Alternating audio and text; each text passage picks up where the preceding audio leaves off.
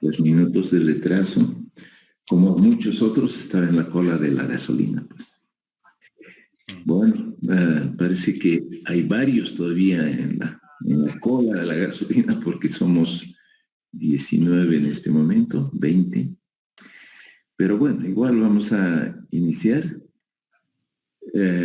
Hasta la clase anterior, pues hemos estado discutiendo los temas relativos a los capítulos de análisis estadístico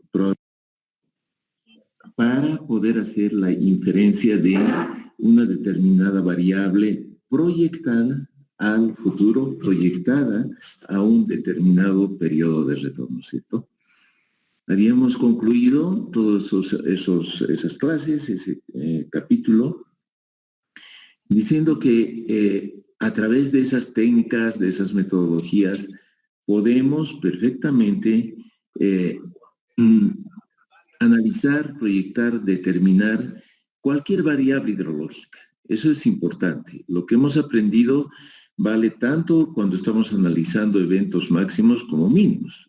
Como ya en algún momento les he dicho, cuando nos piden algún análisis de sequías, por ejemplo, ¿no? Para proyectos de riego, por ejemplo. Eso es importante. Todas las funciones probabilísticas de distribución se aplican también a mínimos, ¿no? Entonces, con ello, digamos, tenemos, si quieren, en términos generales, la precipitación de diseño, ¿sí? Es más, simple y llanamente lo que vamos a ver de aquí en adelante ya no tiene ningún carácter probabilístico ni estocástico. Les voy a rogar que cierren sus micrófonos, por favor.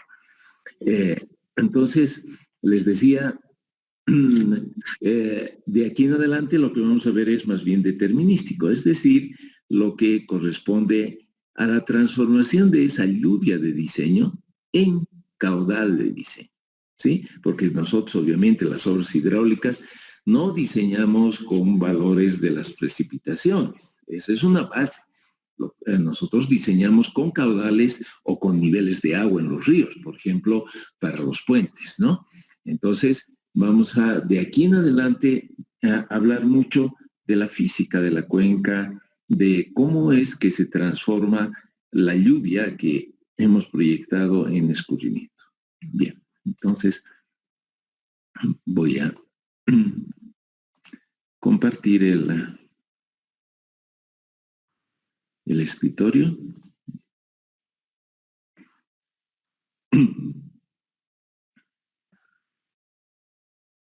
¿Ya están viendo?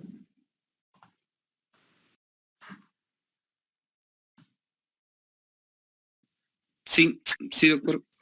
Gracias. Bueno, entonces, como un capítulo esencial, fundamental, para determinar el escurrimiento, es decir, los caudales, vamos a analizar un poco qué es lo que sucede en la primera parte del suelo, en la superficie y en lo que hemos denominado la zona no saturada del suelo. Y eso es justamente la infiltración, ¿no? Acá, estas láminas, a ver, esta lámina, más bien estos dibujitos de la lámina, he puesto para un poquito conversar sobre esto. Lo que tenemos acá a la izquierda superior es, de alguna manera, los diferentes horizontes del suelo. ¿Dónde ocurre la infiltración a efectos de este análisis de transformación, precipitación, escurrimiento?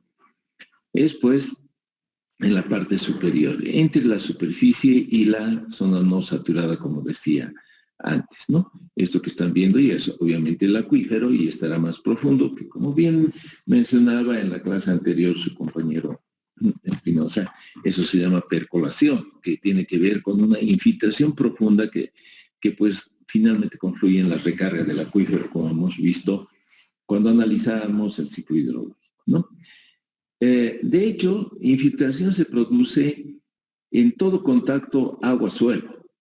Y por eso he puesto acá estas presas, ¿no? Fíjense, acá hay una presa, este es el perfil típico de una presa de tierra, y estas son las líneas de infiltración, así se llama toda esta red que ustedes están viendo, que se, pues, utiliza en el cálculo de los cuerpos de presas de tierra, ¿no? Entonces, acá obviamente hay un contacto de suelo artificial, que sería el suelo, la tierra compactada, si quieren, ¿no? En este parámetro que estoy señalando con el cursor, con el agua. En ese, obviamente, ese contacto agua-suelo también produce infiltración. Pues igual, cuando estamos hablando de los embalses, por el fondo del vaso, del embalse, pues hay infiltración. Bueno, entonces, simple y llanamente, así como cuando tenemos un contacto agua-aire, se produce evaporación. Cuando tenemos un contacto agua-suelo, pues se produce infiltración. ¿Ok? Bien, el fundamento básico y por qué nos metemos a analizar este cuentito de la infiltración está expresado en la gráfica de la derecha. Ustedes ven ahí un hietograma, ¿no? Una representación de la precipitación en el tiempo. Y hemos dicho que a través de instrumentos como los pluviómetros y los pluviógrafos, ¿no? Medimos la precipitación, que le vamos a denominar precipitación total. Y esa precipitación, como ya hemos visto y como también Ronnie ha mostrado, se mide a 1,5 metros más o menos de la superficie del suelo. Es decir, a punto de que el agua toque el suelo, pero no lo tocó. No ha tocado todavía el suelo. Entonces, esa es la cantidad total de agua que ha precipitado. Ese es el hietograma, que son estas barras, ¿no? Las barras verticales, donde en este caso está la precipitación en términos de intensidad de lluvia en milímetros hora, ¿no? Eso se puede expresar también en lámina de agua, como ustedes saben, en función del tiempo. Bueno, de ese total de agua, solamente una parte contribuye al escurrimiento directo. Acuérdense que el escurrimiento directo es básicamente el componente que llega rápido a la salida de la cuenca. La otra parte es la que se infiltra. Se va a pasear, como hemos dicho antes, ¿no? Por el subsuelo a velocidades sumamente pequeñas, ¿no? Del orden de centímetros por hora, centímetros por día, incluso pueden ser, de modo que ese agua va a salir meses después. Esa porción de la precipitación que se ha infiltrado y que ha percolado, ¿no? Y que ha ido recorriendo por el subsuelo hasta llegar al río, a un arroyo o lo que fuese, ¿no? Ha tardado meses. Y ya no nos interesa, porque fíjense, el análisis que estamos haciendo en este momento de este evento que está ejemplificado en el gráfico de la derecha es de algunas horas. En este caso, 15, casi 16 horas, ¿no? Entonces son eventos cortos, por lo tanto el caudal base, lo que se va por debajo del suelo, no entra pues en el análisis. Lo que aquí interesa es lo que sucede rápido, básicamente. Bueno, entonces, ¿cuál es la hermenéutica? ¿Cuál es el razonamiento? De la precipitación total, que son estas barras del hietograma, ¿no? La parte que está pintada con amarillo se infiltra, por lo tanto no contribuye a la formación del escurrimiento directo. Lo que contribuye es la parte que está pintada en celeste, ¿sí? Eso que está pintado en celeste se llama precipitación efectiva, ¿ya? ¿Por qué? Porque efectivamente contribuye, pues, a la formación del escurrimiento directo, ¿sí? Bueno, entonces, si conocemos la precipitación total, que sería el hietograma, y conocemos lo que se infiltra, por diferencia podemos conocer lo que escurre. Así de fácil, así de fácil. Ese es el razonamiento, ese es, digamos, el capítulo de infiltración está dirigido justamente a eso, a conocer qué porción se pierde, entre comillas. Ya les he dicho que se pierde, no se interpreta como que se ha desaparecido, sino que no vamos a contar con ese recurso, con esa cantidad de agua en la sección de control a la salida de nuestra cuenca. En ese contexto, digo pérdidas, ¿no? En muchos textos, por cierto, infiltración y pérdidas son casi sinónimos. ¿Por qué? Otra pérdida, como hemos visto en nuestro diagrama del ciclo hidrológico, es la evapotranspiración. Pero, pues, también ya hemos dicho que durante un evento de lluvia es mínima la evapotranspiración. ¿Por qué? Porque el aire está saturado, ¿no? Y pues las tasas de evaporación son mínimas. La transpiración necesita mucho más tiempo que unas horas. Entonces, lo que se puede asumir es que las pérdidas son casi un equivalente de la infiltración, o más bien la infiltración casi un equivalente de las pérdidas, ¿no?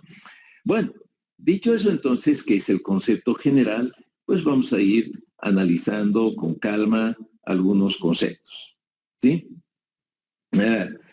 Bueno, fíjense,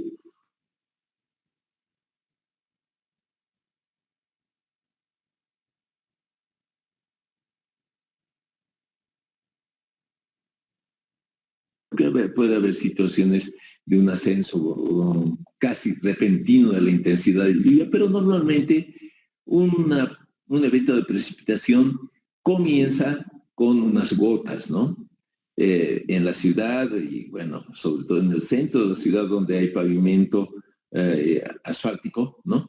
Uno ve, es medio plomizo el pavimento. Cuando empiezan las gotas, se empieza a manchar y aparecen unas manchas negras, totalmente negras, ¿no? Y de pronto más manchas y después aparece una película y empieza a escurrir el agua, qué sé yo, ¿no? En esa primera fase de la precipitación, de los eventos de precipitación, como podemos ver también en el dietograma de la anterior lámina, acá seguramente la precipitación, digamos que llegue a 1, después sube un poco, lo que fuese. En ese inicio de la lluvia, la intensidad de la lluvia, que estoy llamando I, va a ser menor o igual que la capacidad de infiltración. Y aquí, jóvenes, yo quiero que se fijen bien. Estoy llamando FP a la capacidad de infiltración, al potencial de infiltración de un determinado suelo. En cambio, simplemente F se llama tasa o simplemente infiltración expresada como lámina de agua por unidad de tiempo, al igual que la capacidad y al igual que la intensidad de lluvia. ¿Qué sería la FP? Sería la capacidad, o sería la lámina de agua que es capaz de tomarse un determinado suelo en determinadas condiciones, ¿ya? Eso es importante. Es un potencial. Es un poco comparable con lo que decíamos de la evapotranspiración real y potencial, ¿no? En este caso, esta FP sería la potencial, una capacidad. Obviamente depende si hay o no suficiente agua como para satisfacer esa capacidad, esa de infiltración. Al comienzo del evento, entonces, fíjense, cuando la intensidad de lluvia es menor que la capacidad, toda el agua que cae se va a infiltrar. Por lo tanto, la tasa de infiltración o simplemente infiltración F va a ser igual a la intensidad de la lluvia. En otras palabras, todo el agua que cae se lo toma el suelo. Eso es al comienzo. A medida que transcurre el tiempo, pues la lluvia, la intensidad de la lluvia va creciendo y en un determinado momento es al revés. La intensidad de la lluvia ahora supera la capacidad de tomar agua del suelo. En ese caso, la tasa de infiltración F será igual a la capacidad de infiltración del suelo. ¿Qué quiere decir eso? El suelo, como hemos visto en el balance de Thorne-White-Matter, no es un barril sin fondo. Tiene un límite dado por la estructura fundamentalmente del suelo. Y hemos dicho muchas veces que gravas, arenas gruesas, etcétera, tienen gran capacidad de infiltración, ¿cierto? Capacidad, estoy diciendo, tienen mucha capacidad de tomarse agüita. En cambio, limos, arcillas, ¿no? Sobre todo arcillas compactas, pues tienen una muy baja capacidad de infiltración. Entonces, ahí esta tasa de infiltración, una vez que hay suficiente agua para infiltrar, ya no depende de la lluvia. Bueno, claro que depende de la lluvia, pero estamos diciendo que hay suficiente agua, ¿no? Disponible, sino depende de la estructura, del tipo de suelo que estamos analizando. Entonces, eso es fundamental porque en los procesos, en los métodos que vayamos viendo enseguida, pues esos conceptos son los básicos. Bien, ¿cuáles son los factores que afectan la capacidad de infiltración? ¿Ya? Acabo de decir, la textura del suelo, el tipo de suelo fundamentalmente, ¿no? Como he dicho. El segundo, el contenido de humedad inicial. Eso es fundamental. Un mismo suelo, ¿ya? Puede tener diferentes capacidades de infiltración. Por ejemplo, un suelo franco, solamente les hago recuerdo que el suelo franco es un suelo que tiene igual proporciones de arena, limo y arcilla, que son los tres componentes de los suelos, ¿no? Un suelo franco, por ejemplo, cuando está seco, tiene una capacidad alta de tomar agua, una capacidad alta de infiltración. Por el contrario, cuando ese suelo ya está mojado, está saturado, ya no tiene sed, ya no tiene ganas de tomar más agua. Entonces, ese mismito suelo franco, ya, tiene mucho menos capacidad de infiltración. Por lo tanto, esto que he puesto con rojito es fundamental, ¿no? El contenido de humedad de saturación obviamente está relacionado con la cantidad de espacios vacíos, ¿no?, que tiene el suelo y por lo tanto la cantidad de agua necesaria para la saturación. Pero eso se puede de alguna manera asociar a la bullet B que tengo en la lámina. El tercer factor fundamental es la cobertura vegetal, ¿no? O de manera más general el uso del suelo. ¿Qué es eso? A ver, es claro que el suelo pues es perturbado, entre comillas perturbado, por la cobertura vegetal, de dos formas. La primera es que el follaje es una especie de protección para el suelo. Acuérdense que las gotas de agua de la lluvia caen con una gran energía cinética. Si bien tienen una pequeña masa, pero pues el hecho de que caen de una altura de varios kilómetros sobre la superficie hace que alcancen velocidades importantes. Y ustedes saben que la energía es proporcional al cuadrado de la velocidad, ¿no? Entonces, cuando caen estas gotas e impactan directamente sobre el suelo, lo desestructuran, también lo compactan. Y esos procesos, pues, inciden absolutamente sobre la capacidad de infiltración de ese suelo, ¿no? Ese es un primer factor. Entonces, cuando hay vegetación, está protegiendo el suelo, le está protegiendo de esos procesos. La segunda incidencia importante está a través de su zona radicular, de las raíces, ¿no? ¿Qué pasa? En la medida que desarrollan las raíces, pues en el suelo se van abriendo espacios vacíos, ¿cierto?, que facilitan la infiltración. Entonces, fíjense, la cobertura vegetal juega un papel absolutamente importante sobre la capacidad de infiltración de un suelo, ¿sí? Bueno, hay otros factores, fíjense, como el uso del suelo, si lo estoy utilizando no sé, para cultivar papas, maíz, lo que sea, ¿no? O si simplemente es un pastizal. O finalmente puede ser que sea suelo urbano. Ahí la avenida Mariscal Santa Cruz se usa en pavimento para que puedan circular los vehículos, ¿no? Totalmente impermeable, no sé, eso es. También hay otros factores como el aire atrapado. Claro, se constituye ahí como un tapón. Si ustedes, obviamente, agarren una manguera, un tubo, lo que quieran, en que le metan aire, va a dificultar el ingreso del agua, ¿no? Es lo mismo en el suelo. Cuando está atrapado, digamos como que sellado el aire en los intersticios del suelo, dificulta pues la saturación del suelo, ¿no? El material fino. Fíjense, este es un aspecto importante, muy importante, pero que es muy difícil cuantificarlo, ¿no? Y se trata de que el agua proveniente de la cuenca, ¿no? No es un agua limpia.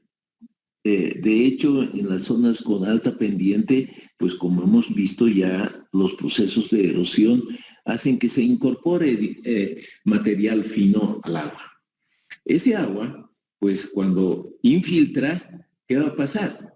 Va a empezar a depositar esas partículas finas sobre el suelo y a través del suelo, tapando los intersticios, obstaculizando esos canalillos por los que se desplaza el agua en el interior del suelo. Por lo tanto, va a disminuir la porosidad y por lo tanto va a disminuir la capacidad de infiltración, ¿sí? Entonces, lo propio sucede con las sales, ¿no? No sé si ustedes conocen, pero en el oeste del país, en la cuenca endorreica, hay muchas aguas salinas, ¿no? De hecho, el mismo río Desaguadero tiene un alto contenido de sales, ¿no?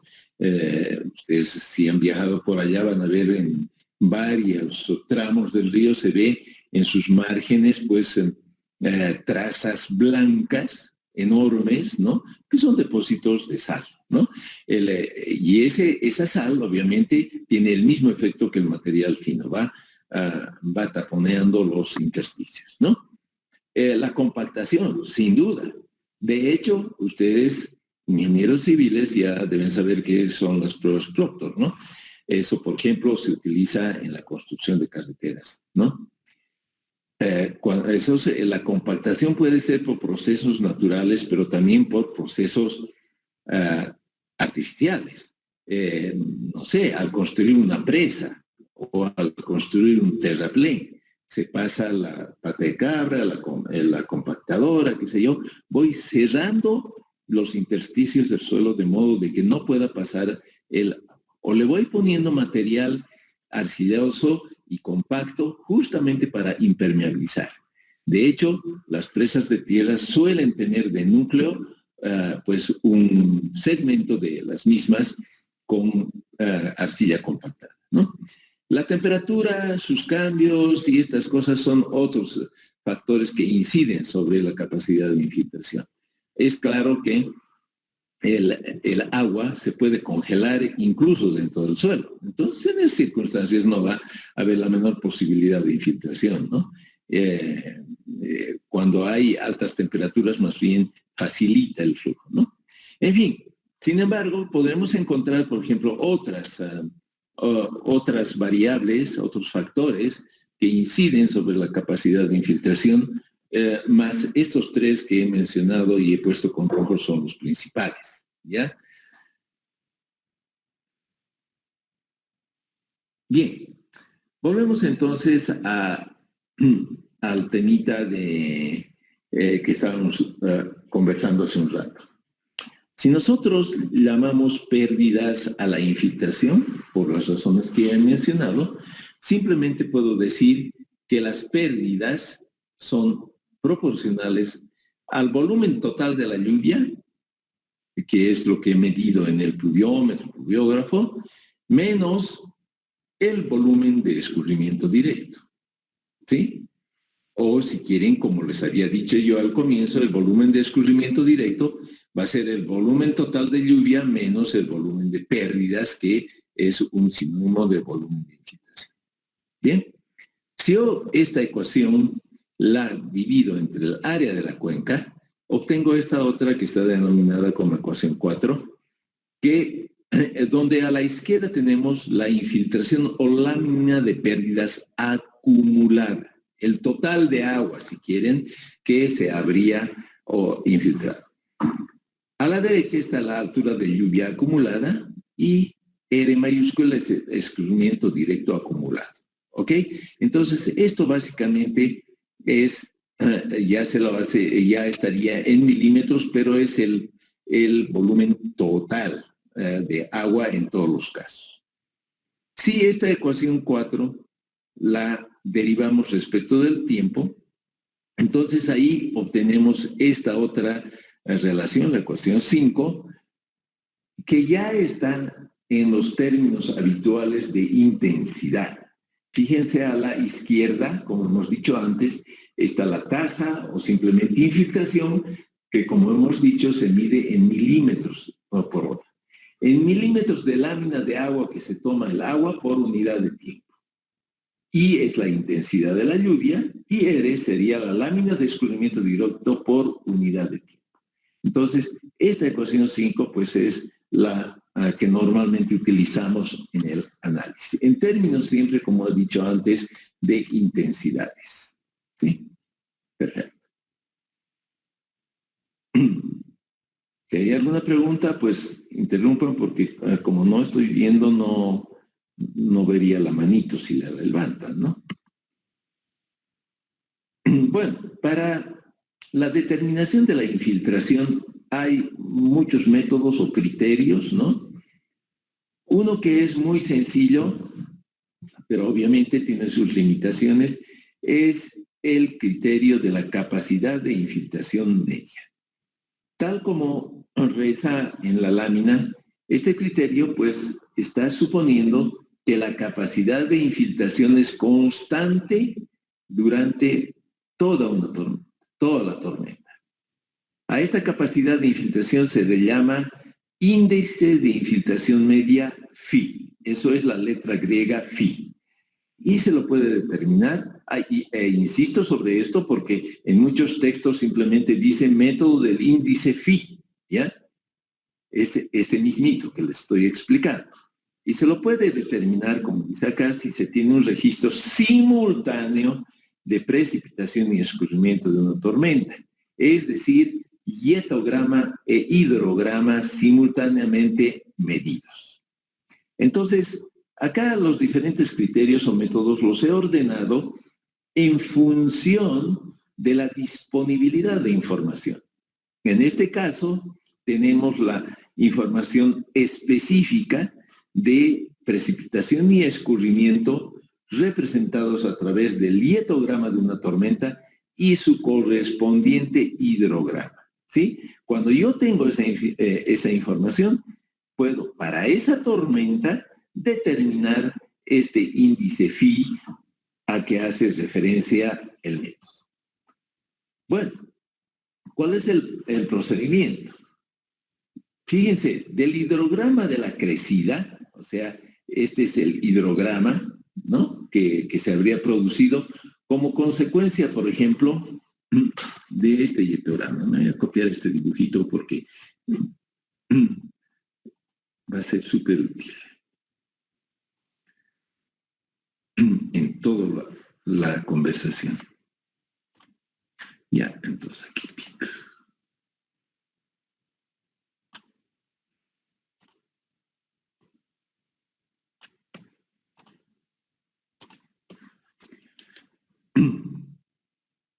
Ya, un poquito más arriba, listo. Ya, entonces, ¿qué ha pasado? Ha llovido, tenemos este hietograma, ¿no? Y se produce este hidrograma que está a la derecha. Fíjense, entre el punto A y el punto D hay una línea punteadita, que eso sería el escurrimiento base, ¿no? O el caudal base, quieran llamarlo. Entonces, pero eso, como ya sabemos, no corresponde a esta lluvia, sino corresponde a una lluvia de meses antes, ¿no? Lo que corresponde a esta lluvia que está en el hietograma es la parte que está sobre esa línea punteada, ¿no? Es decir, el escurrimiento directo. El escurrimiento provocado por esta parte de la lluvia que habíamos pintado en celeste, que se llama precipitación efectiva. ¿Sí? Ok. Entonces, primer paso. De este hidrograma que hemos medido en el río, ¿ya? Y cuando veamos el capítulo de hidrometría, vamos a volver sobre lo que nos ha conversado ya el señor Espinosa en la anterior clase, cómo se miden caudales, cómo se miden niveles, etcétera, y vamos a ver cómo se establecen pues estos hidrogramas. Por el momento, créanme que este hidrograma fue medido en el campo, ¿ya? Entonces, acá separamos el caudal o escurrimiento directo del escurrimiento base, ¿ok? Ese es el primer paso. Segundo, se calcula la altura de lluvia en exceso efectiva, HPE, como el volumen de escurrimiento directo dividido entre el área de la cuenca. ¿Qué es eso? Fíjense, el volumen, es decir, este numerador, volumen de escurrimiento directo, ¿qué sería? Sería el área de este hidrograma, pero sobre esta línea punteada AD, que es el escurrimiento directo. Entonces yo planimetro, calculo, lo que quieran, evalúo este área y eso es el equivalente al volumen de escurrimiento directo. Siempre tengan cuidado con las unidades. Acuérdense que acá las unidades son normalmente metros cúbicos por segundo y en abscisas utilizamos horas. Hay que hacer, obviamente, hay que utilizar las mismas unidades, en este caso transformar las horas a segundos, ¿no? Para poder cuantificar ese área y que tengamos el volumen de escurrimiento.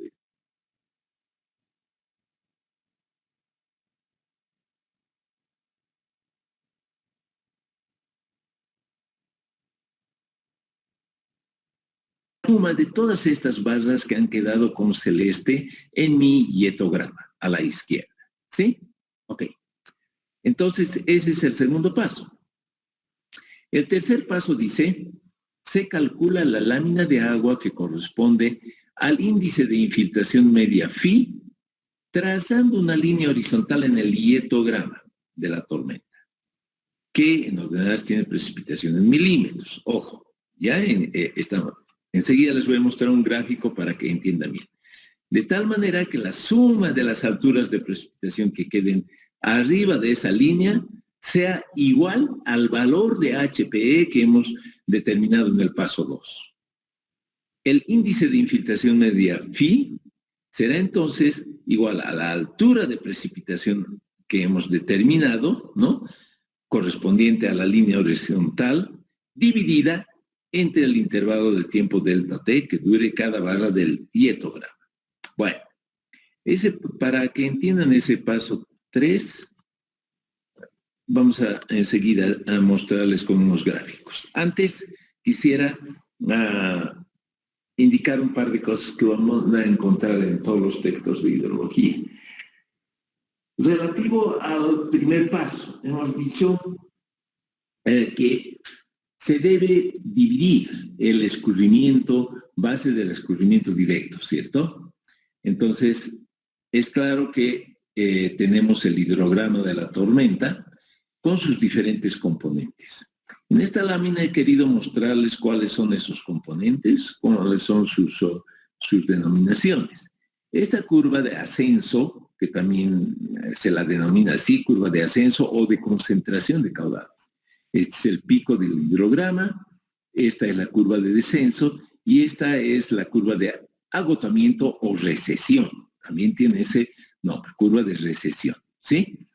Bueno, entonces, para poder dividir cuando, digamos, entre caudal base y escurrimiento directo, hay que determinar los 2 puntos al menos, ¿no? Como había marcado acá. Este punto A en este caso y este punto B. El punto A es bastante sencillo de determinar porque es el primer punto en el que el hidrograma empieza a subir, ¿ya? En cambio, el punto B o D o lo que quieran llamar es más difícil, justamente por la forma de esta transición entre la curva de descenso y la curva de recesión o agotamiento, ¿sí? Entonces, ahí hay varios métodos para determinar ese segundo punto que nos va a permitir dividir el caudal base del escurrimiento directo. ¿Ok? Bueno. Un método que hay en la literatura es determinar un tiempo que acá se denomina n y que está determinado de forma empírica, ¿no? Por esta expresión. 0.827, el área de la cuenca elevado a 0.2, donde el área de la cuenca está en kilómetros cuadrados. Entonces, a partir de la vertical que baja desde el caudal pico, yo mido ese tiempo y ese sería el punto que yo tome para hacer la división que vamos a ver enseguida. ¿Ok? Ese es un primer método. Hay otros métodos aprovechando de que estas curvas de recesión, ¿no? Fíjense, sobre todo la de descenso y la de recesión, son expresiones exponenciales negativas, como se muestra en la ecuación 8, ¿ya? Entonces, si ustedes logaritman esas ecuaciones, su representación, ¿qué se va a volver? Su representación gráfica se va a volver rectas, como estoy mostrando acá en la lámina, ¿no? Entonces, claro, ahí, digamos, es más fácil determinar estos quiebres. Normalmente, lo que se toma, digamos, es el punto E, el quiebre final, en el hidrograma, esta es la parte final del hidrograma, ¿no? Representada en una escala semilogarítmica. Entonces, ese punto es absolutamente determinable, ya no vamos a estar dudando.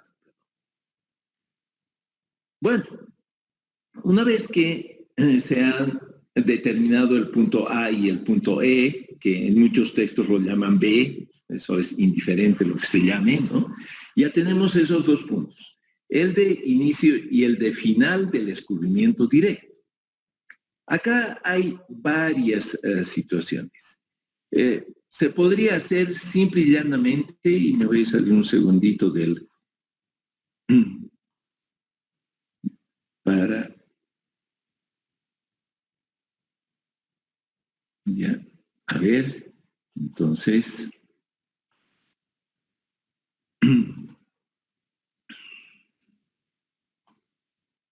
Chic, y ¿dónde está el grosor? Aquí. Ya se ve bien, ¿no? Entonces lo voy a colocar aquí. Simple y llanamente yo podría hacer esto que acabo de hacer en la laminita, ¿no? Cuando yo tengo el punto A y el punto E, trazar una recta y listo. Todo lo que está por encima de la recta es escurrimiento directo, todo lo que está por debajo de la recta roja que he puesto sería escurrimiento base. Sin embargo, en la literatura van a encontrar recomendaciones que se aplican cuando las curvas, digamos, antes del ascenso, de la curva de ascenso, tienen una pendiente significativa o cuando la curva de recesión también tiene una pendiente significativa. En este caso, fíjense, este segmento antes del punto A tiene una pendiente que es importante. En esos casos, se recomienda continuar con esa tendencia, con esa pendiente, hasta alcanzar el punto de cruce con la vertical que viene del caudal pico. Yo tendría este punto intermedio. Entonces, ¿cómo divido? Divido tal cual estaba antes, ¿no? Así. Yo simplemente determino este punto, 1A con ese punto intermedio y desde ese punto intermedio 1 con E. ¿Qué ha pasado? Ha pasado que en este caso hay una pequeña diferencia, como pueden ver, ¿no? Entre la división con una recta y ese artificio que acabamos de hacer. Tendríamos en este caso un poco más de volumen en el escurrimiento directo y menos en el escurrimiento base. ¿Ok? Bueno, esa es una situación. La otra, a ver, me copié esto. La otra situación sería así. Igual voy a poner aquí para que nos demos cuenta las diferencias, ¿no?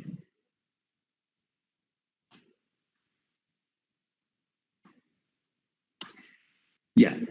En este caso, se intenta hacer una línea curva.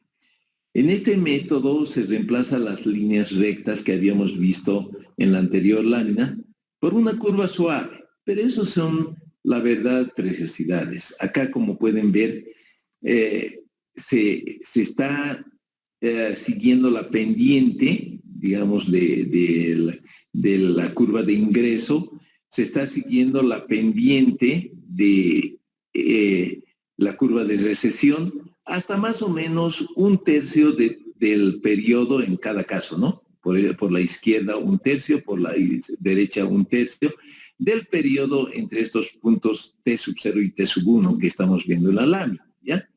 Y se intenta hacer, pues, estas tres rectas, reemplazarlas por una línea curva, ¿no?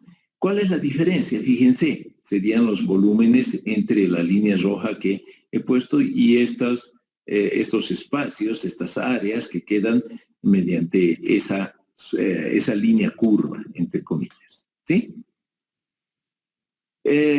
Hay otras, por ejemplo, hay otro método que simple y llanamente hace lo contrario a lo que hemos hecho en la anterior lámina, que era siguiendo esta tendencia, ¿no? Fíjense, hemos seguido la tendencia de la curva de entrada. El otro caso es siguiendo la curva de la pendiente más bien de la curva de recesión hasta la vertical. En este caso está muy exagerado, obviamente se vendría hasta acá, ¿no? Entonces, se uniría esto con este otro punto. A ver, mejor hago con ayudita de lo que tenemos acá.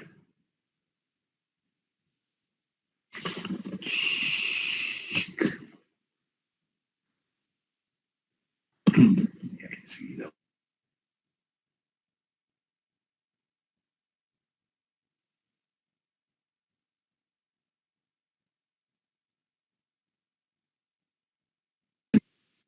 Este, por ejemplo.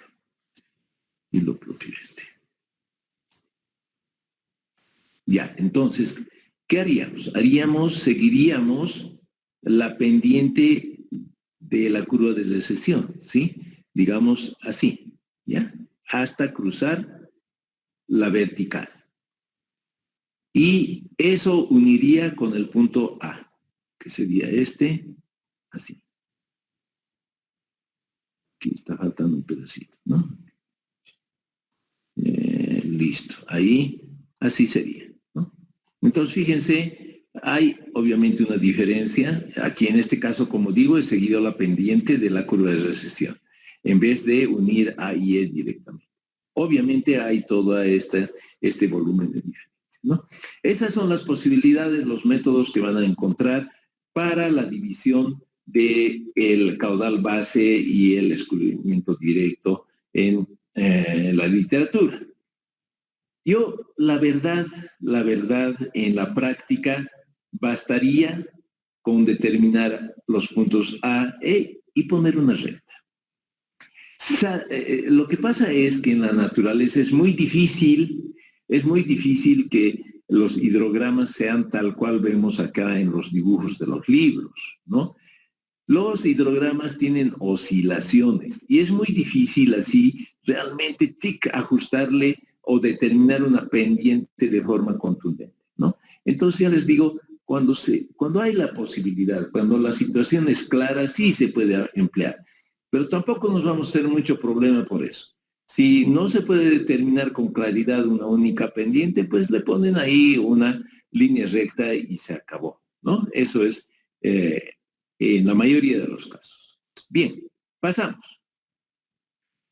Para explicarles el paso 2 y el paso 3, les he puesto este ejemplo numérico. Fíjense, esta es una cuenca de 20 kilómetros cuadrados, ¿no? Y se han medido tanto el hietograma, que está en esta primera tablita, ¿no? Como el hidrograma correspondiente a esa tormenta que está en la segunda tabla. Nada más fíjense, esto está en tiempo, esto está en lámina de agua, no está en intensidad. El hidrograma, como saben, es caudal versus tiempo. ¿Sí? Listo. Entonces, el dibujito, caramba, se ha movido esto. Vamos a hacer. ¿Dónde estamos? Correremos esta laminita así, ya, ahora sí se ve mejor. Entonces, el diagrama está acá, las barras estas que es la representación gráfica de estas dos tablas, nada más, ¿no? Entonces, fíjense, acá tengo el diagrama y tenemos su hidrograma, que por cierto acá está muy facilito. Y el ejemplo es fácil para que no tengamos problemas en estar dividiendo pues el hidrograma. Acá está muy claro que el escurrimiento directo comienza en la hora 4 y termina en la hora 9. Y el volumen de escurrimiento directo va a ser esto que aparece como un triángulo, básicamente, ¿no? Eso es. Entonces, ¿qué hacemos? Lo primero, realizar la separación del caudal base del escurrimiento directo del hidrograma. Entonces, del hidrograma de la derecha, esto, voy a salir, ¿qué estoy haciendo? A ver si todavía se ha conservado. Se ha conservado la línea rojita. Entonces yo le pongo acá, ¿no? Uy, no quiere. Ya. Créanme que está cabalito, ¿ya? Y esto hasta acá. Listo. Entonces, ¿qué estoy diciendo? Estoy diciendo el escurrimiento directo es todo lo que queda sobre esa línea roja, ¿no? Entonces cuantifico. Calculo con la fórmula de un triángulo simplemente, que sería la base, que aquí estoy viendo que son como 5 horas, ¿no? La altura que serán, digamos, aquí estará 1 hasta 10, 9 metros cúbicos, ¿no? Y transformando las unidades, obviamente. Listo. Esa es, entonces, las 5 horas por 3.600 por los 9 metros cúbicos. 3.600 por lo de la transformación a segundos. Dividido 2 porque es un triángulo, eso dice que da 81.000 metros cúbicos. ¿Qué corresponde al área del hidrograma por sobre la línea roja? La lluvia efectiva, entonces, según lo que nos han dicho, es ese volumen dividido el área de la cuenca, que eran 20 kilómetros cuadrados. 10 a la sexta es para que esto, como son metros cúbicos, esto tiene que estar en metros cuadrados. Eso me da 0.0045 metros de lámina de agua, que equivalen a 4.05. Aquí está faltando un 0, por cierto. A ver, mejor que le ponga. ¿Dónde está puesto?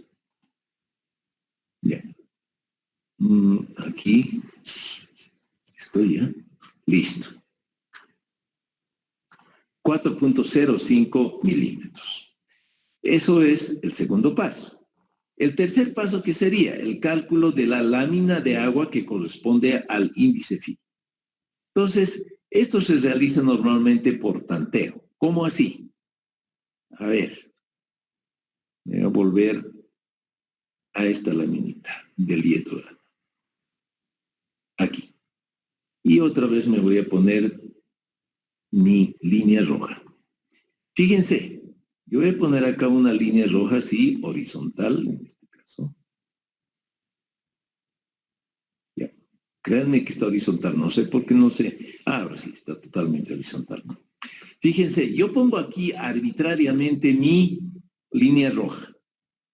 Y estoy diciendo que la precipitación efectiva sería la suma de esta barra más esta, más esta, más esta, más esta, ¿no? Que está sobre la lámina, sobre la línea roja. Por ejemplo, acá dice 1, 2, 3, 4, 5 milímetros, etcétera, ¿sí? Yo voy a poner, por decir algo, justito en 3, ¿ya? Ahí están viendo, ¿verdad?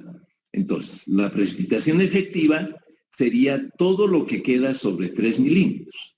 Pero claro, si yo pongo, digamos, en 2, la precipitación efectiva va a ser mucho mayor. ¿Por qué? Porque siempre computo lo que está sobre esa línea roja. ¿Ok? Bien. Entonces, vuelvo a las tablitas. ¿Aquí qué se hace? Yo voy a poner mi línea roja, digamos, en 4 milímetros. Por lo tanto, en la primera barra queda 260 milímetros, ¿ya? quedaría 0,30, en la tercera 0, 1,65, 0, 0. Sumo todo esto y la precipitación efectiva que estoy obteniendo sería 4,55. ¿Sí? Fíjense, a ver, para que quede claritico. ¿Dónde está mi...? Aquí está. Voy a subirla. ¿Qué es lo que hemos hecho en esa primera iteración? Hemos puesto acá esa línea. Entonces, fíjense, lo que estoy haciendo es computar esta barra, esta y esta, ¿no? Y acá, obviamente, bueno, voy a correr un poquito hacia la derecha, porque también cuenta esta sexta barra, ¿no? Listo. Entonces, acá,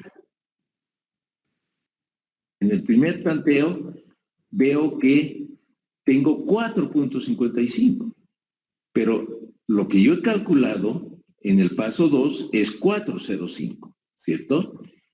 Por lo tanto, esto no es igual, no me sirve. Voy a probar con 4,2 milímetros. Es decir, lo que estoy haciendo en este gráfico sería subirle un poquito. Digamos que 4,20 es ahí, ¿no? Listo. Entonces, solamente voy a sumar lo que está sobre esa línea. Y eso es lo que tengo acá en el segundo intento. Solamente hay 2,40, 0,10, en esto nada, 1,45, 0, 0. Eso suma 3,95. Uy, también ya estoy por debajo del 4,05. Entonces voy tanteando. Y para no hacer largo el cuento, el valor correcto es este que está en la lámina de 4,1655. Con eso, hay un exceso acá en la primera barra de 2,43, 0,13 segunda, 0,148. Sumo eso y me da cabal 4,05, que iguala el valor que yo había calculado en el segundo paso. Por lo tanto, la lámina de agua, porque está en milímetros, fíjense, en milímetros, correspondiente al índice phi sería 4,1655. ¿Sí? Listo, ya está. Pero el índice phi se mide en términos de intensidad, en milímetros por hora. Entonces yo todavía, para obtener este phi que dice aquí en la lámina, tengo que dividir esta lámina de agua entre el delta T. El delta T, jóvenes, es el interno.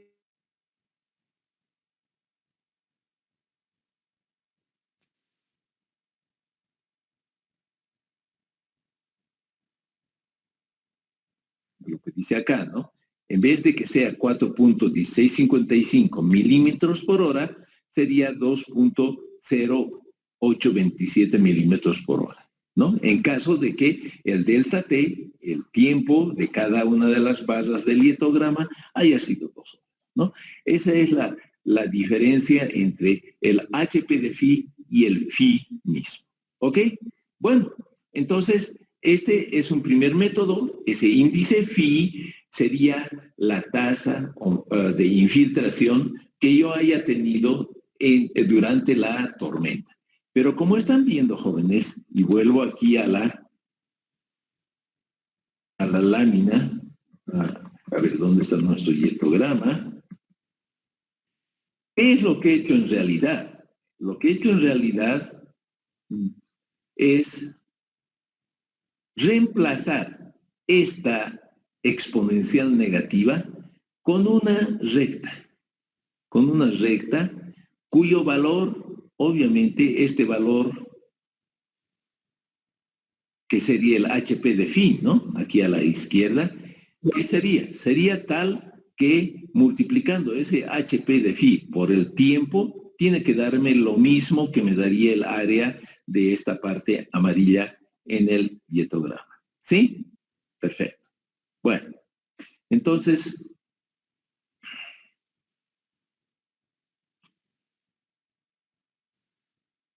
dicho eso, entonces podemos concluir con el primer método, que es el del índice de infiltración media phi, que espero se haya entendido claramente, ¿no? Bueno, un segundo criterio es del coeficiente de escurrimiento. En este criterio se supone que las pérdidas por infiltración son proporcionales a la intensidad de la lluvia, como estamos viendo acá, ¿ya? dice la tasa de infiltración es proporcional a la intensidad de la lluvia. Y el término que hace esa proporcionalidad es 1 menos este coeficiente de escurrimiento o de escorrentía. ¿Sí? ¿Qué es ese coeficiente? Ese coeficiente es una fracción de la lluvia. ¿Sí? Fíjense acá, es el volumen de escurrimiento directo, es lo que realmente llega a la salida de la cuenca contra el total de la lluvia. ¿Sí?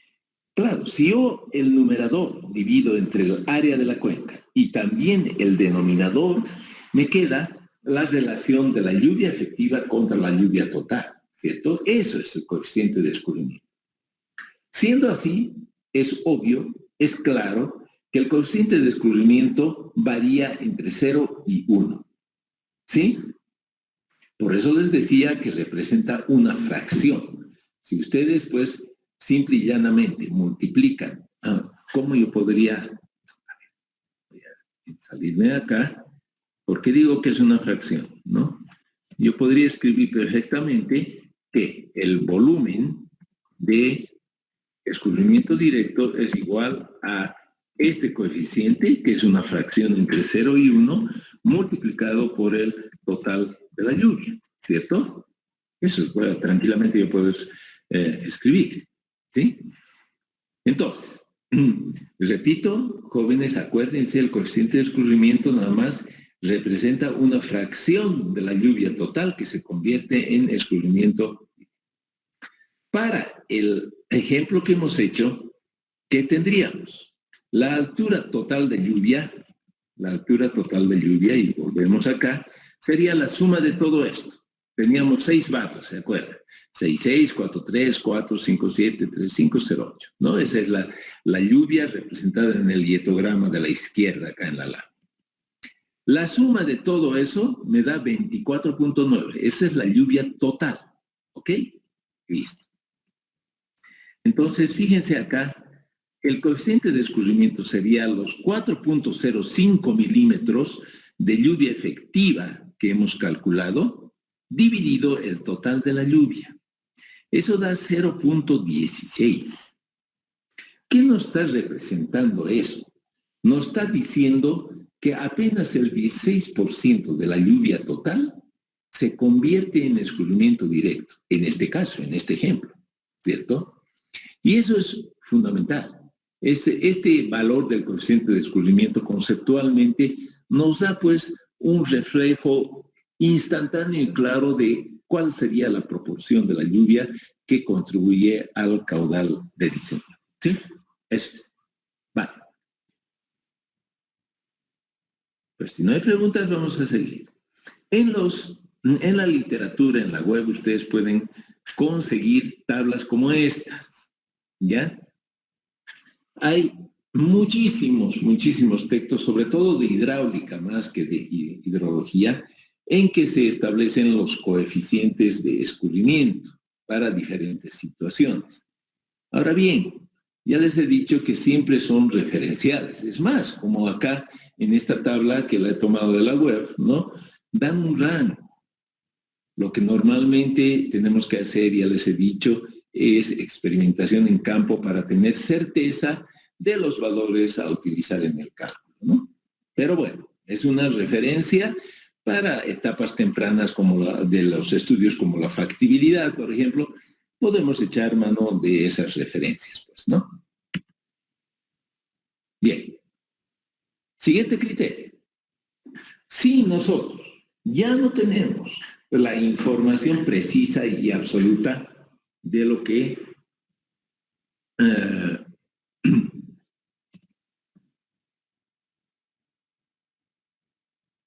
de la lluvia y el escurrimiento medidos simultáneamente, pues ya no podríamos emplear ninguno de los dos métodos anteriores que hemos visto, ¿cierto? En este caso, vamos a suponer que tengo solamente el valor de precipitación del día que yo quiero determinar la infiltración. ¿Sí? Digamos que hoy día, ¿qué es? Hoy día dice que es 16 de octubre. Ok, Yo quiero determinar la infiltración para un evento ocurrido el 15 de octubre, ayer, ¿ya? Pero no se ha medido el escurrimiento. Es decir, no tengo el hidrograma de una tormenta del día de ayer. Solamente tengo la precipitación. Pero sí tengo registros históricos simultáneos de lluvia y escurrimiento. Es decir, tengo una colección de valores, ¿ya? Lluvia, escurrimiento, por decir algo, desde el año 1980 hasta el 1 de octubre de este año. Pero justo el 15 de octubre no tengo ese registro más que de lluvia, de la precipitación. En ese caso, yo puedo utilizar este criterio del índice de precipitación antecedente. Ya ustedes han debido ir leyendo la lámina. El IPA para el día J+1 es igual a un coeficiente K, que es una constante que toma en cuenta la disminución de la humedad en el suelo con el transcurso del tiempo. Para valores diarios se asume un valor de 0.85, ¿sí? IPA J, que sería el índice de precipitación antecedente del día anterior, porque a la izquierda, como ven, he puesto J+1, ¿sí? En cambio, acá estoy poniendo del día antes, más la precipitación del día anterior, ¿sí?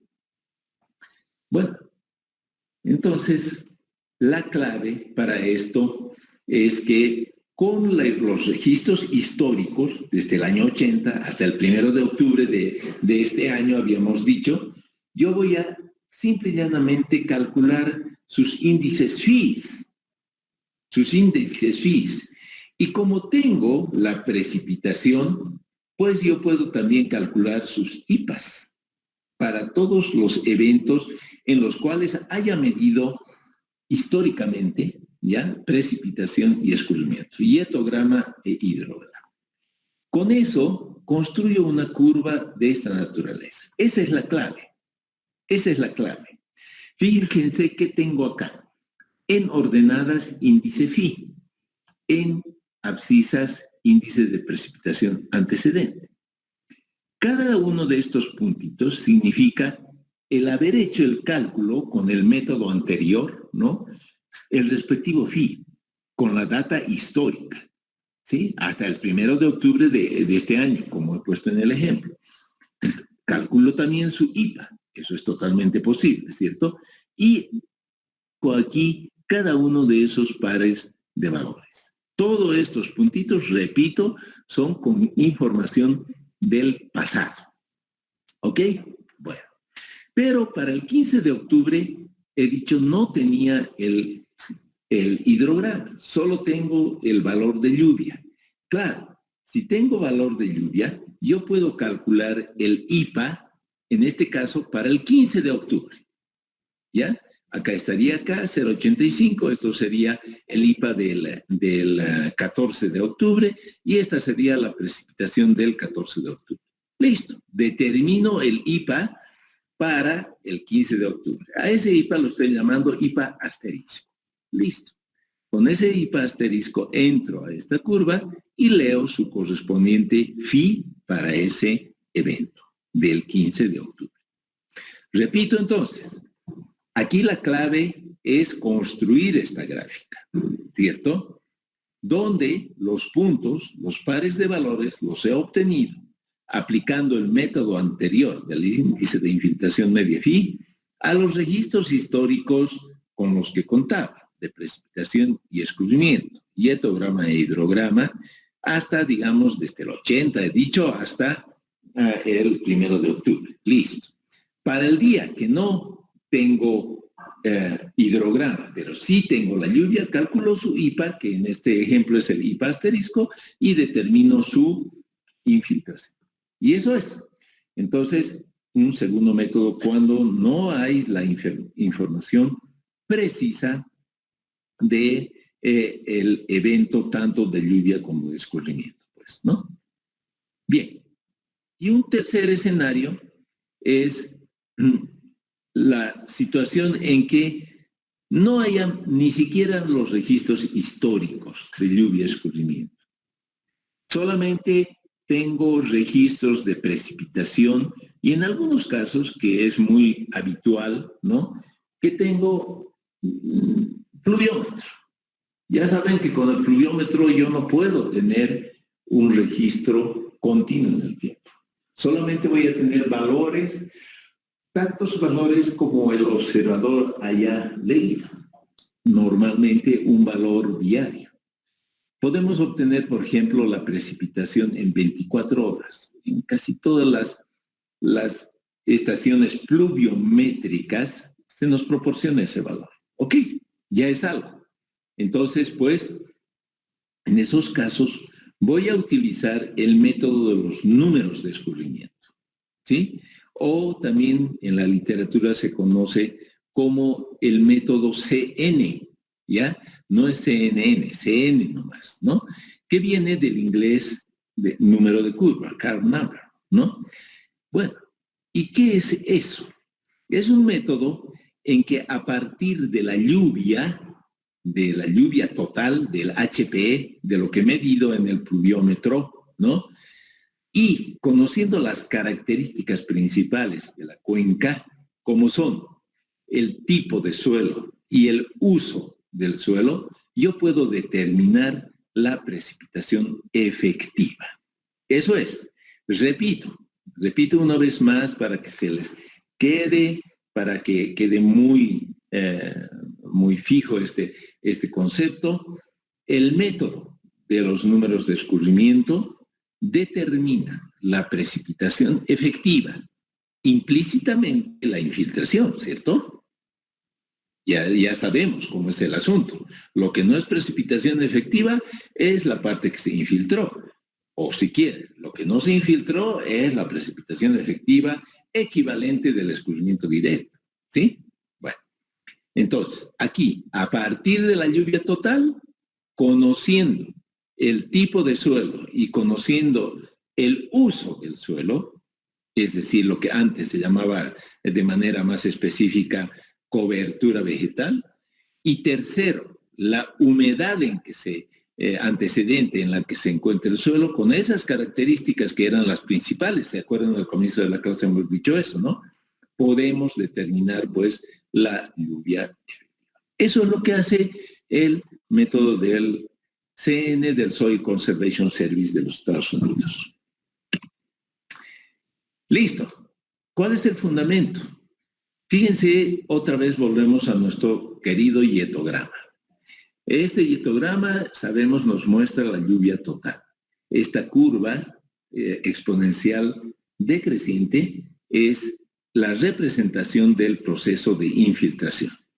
Aquí arriba, la precipitación efectiva, y acá abajo, esto que dice aquí P sub 0, es una cantidad de agua que sirve básicamente para humedecer el suelo. Y se llama abstracción inicial.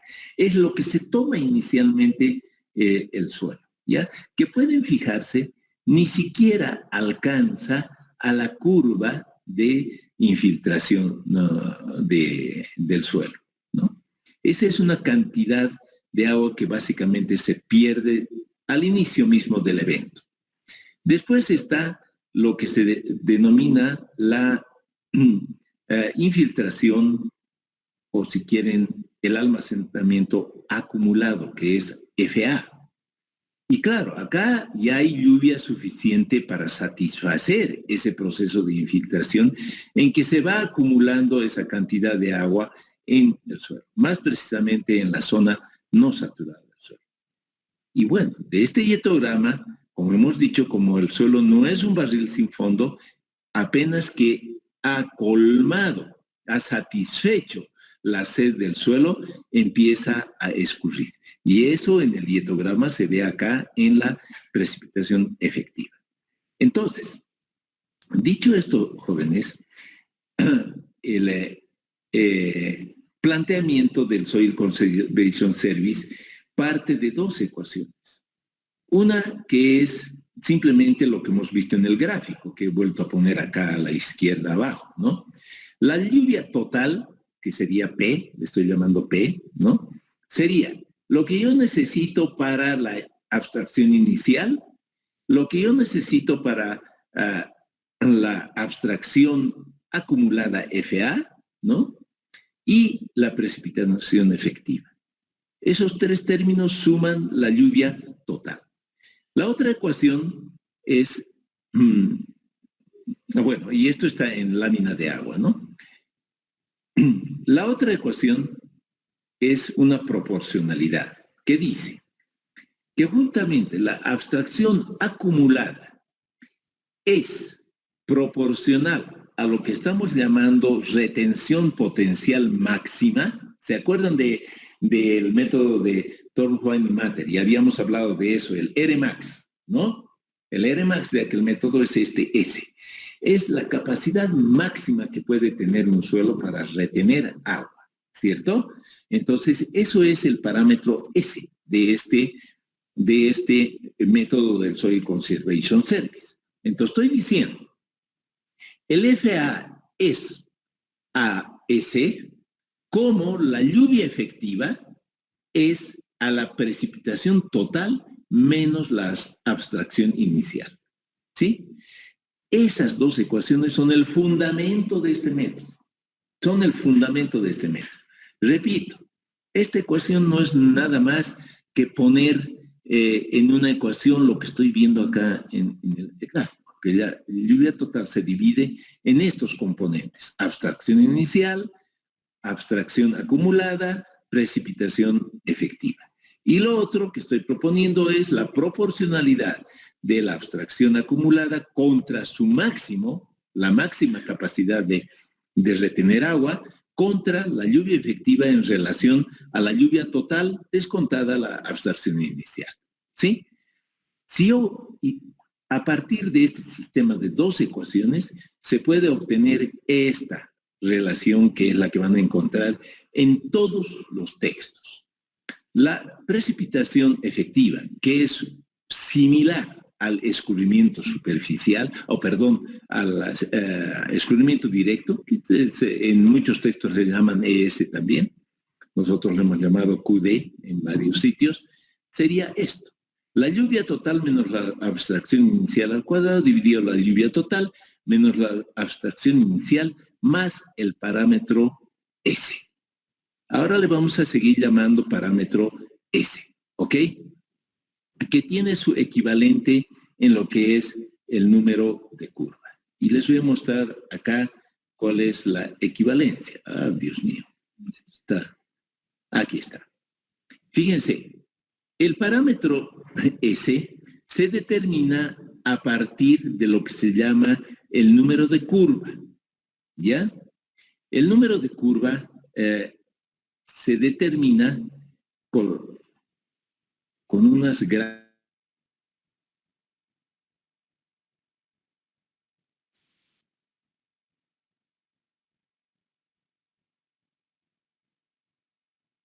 cosas.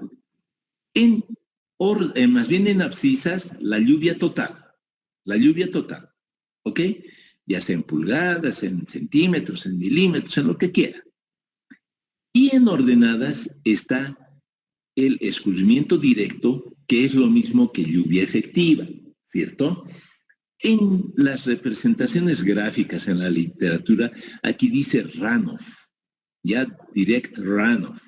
Runoff es escurrimiento directo en este caso. Pero acuérdense, por favor, jóvenes, es lo mismito decir lluvia efectiva que decir escurrimiento directo, nada más en otras unidades. En este caso en metros cúbicos por segundo o lo que quieran, o puede ser en litros, en lo que quieran, ¿ya? Por segundo, o también pueden expresarlo en milímetros. En ese caso es lluvia efectiva, ¿no? Listo. Entonces, estas curvas son las que se refiere el método. El parámetro S, entonces, fíjense, ha sido el número de curva por todo esto. Este parámetro S yo puedo determinarlo en función del número de curva. Y bueno, adelante les voy a contar cómo es que se determinan esos números de curva. Pero vuelvo a lo que estábamos charlando. Ya sabemos que este entonces parámetro S de esta ecuación 20 se puede determinar en función del número de curva. Ese número de curva justamente estará en función de las características morfológicas de la cuenca. Asumiendo que la abstracción inicial, que le he llamado acá IA, que es este P sub 0, ¿no? Es el 20% de la capacidad máxima de acumulación, se puede obtener esta relación que es la más conocida de todas. ¿Sí? Esta que dice lluvia efectiva, que será la lluvia total menos 0.2 de S, ¿no? Bueno, perdón, está repetida esta lámina. Dividido la lluvia total más 0.8 de S, ¿sí? En esta lámina, ven acá arriba, está expresado lo mismo, ¿no? Lluvia total menos 20% de la abstracción máxima posible, dividido lluvia total más 0.8 del parámetro S o abstracción máxima, ¿sí? Esta relación justamente es bajo la suposición de que la abstracción inicial es igual al 20% del parámetro S. Hay en la literatura algunos análisis de sensibilidad sobre el término de abstracción inicial. Suele utilizarse también el 0.25, aunque en la mayoría de los textos van a encontrar ya, digamos, con una cosa consolidada, aceptada, el 20%, ¿sí? Pero si ustedes tienen la posibilidad de calibrar incluso eso haciendo pruebas en campo, eso es lo óptimo. Si no, utilizar esta relación que están viendo en la lámina. Bueno, eso es. En la próxima clase voy a contarles cómo es que se determina el parámetro, el número de curva y por lo tanto el parámetro S, y pues voy a también explicarles cómo se aplica esto a cuencas, a una cuenca entera, y cómo se aplica en el cálculo de los caudales de diseño, ¿no? Bueno, ahí pues les doy la palabra. Si hay alguna pregunta, con mucho gusto la contestaré, ¿no? De hecho, si me van a preguntar de sus exámenes, pues son demasiados. Y eso es lo que es lo sorprendente. Hoy tenemos el récord de 37. Estamos un poquito más que en la anterior clase, pero como les he dicho, hay 109 exámenes, ¿no? Quédense un segundo ahí, no se salgan. Lo que voy a hacer, porque creo que es justo, voy a... ustedes saben que no tomo lista, ¿no? O sea que eso, ya les he dicho, es cuestión de responsabilidad. Pero hoy día me voy a hacer una lista de los concurrentes, porque pues creo que es justo que a los que asisten les pase sus notas y ya no más. Entonces, me voy a cerciorar de que durante el fin de semana a quienes están conectados les llegue sus notas del primer examen. Denme un segundico. Y pues los otros compañeros que brillan por su ausencia tendrán que tener un poco más de paciencia, ¿no?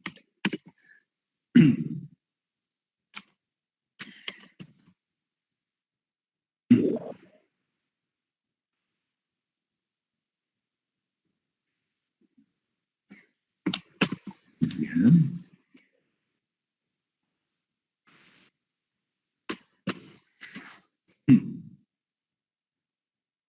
Listo.